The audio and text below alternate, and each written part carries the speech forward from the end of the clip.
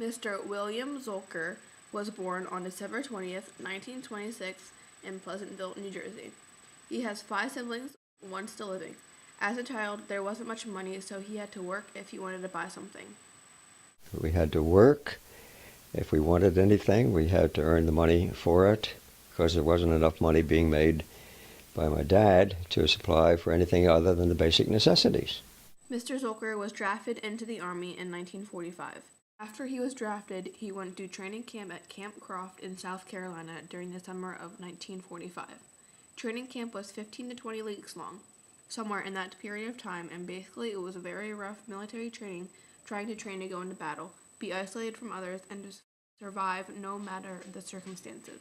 The training course had a lot to do with learning how to take orders and to follow any instructions that were given to you. Mr. Zulker had never really been far out of the state, maybe once or twice out of the state New Jersey. By the time he was 18, he was shipped from Trenton, New Jersey to Newark, New Jersey, where officially they were inducted and then got on a train and went to Fort Dix, which was a major Army camp. When they got on the train, they took a long trip overnight down to South Carolina. No air conditioning in those days, of course, even on the trains, so the trains were extremely hot. No air conditioning in those days, of course, even on the trains, hot trains.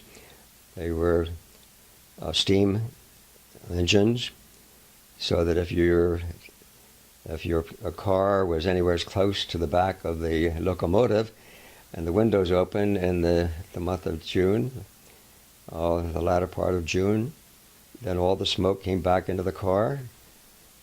You slept in the train car on the way down the best you could. Some are stretched out on the chairs, some were on the floor, some are up in the baggage racks up the top. He left the basic training and was shipped overseas. The war came to an end while Mr. Zulker was still in training. When he finished basic training, he was sent over to Germany, where he served in what was referred to the occupation troops. They took a troop ship and landed in France, traveled across France in a train, and then got into Germany, and that's where he spent most of his time overseas. Mr. Zulker was there for about a year overseas before he was discharged and came back to the United States. When he was over in Germany, he saw a lot of remarkable things.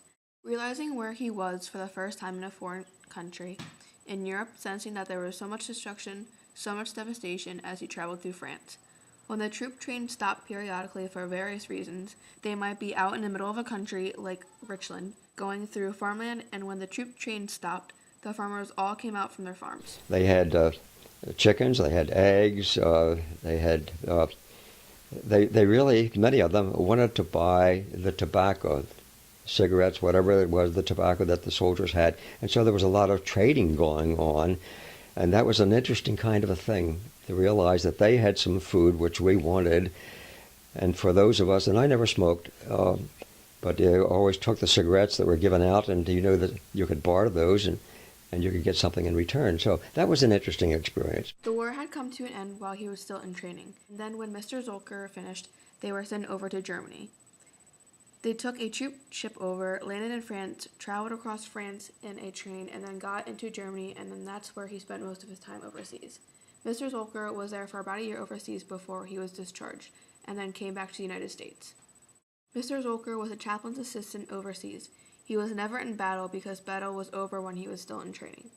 He still saw destruction, death, and went through what an actual soldier had to go through.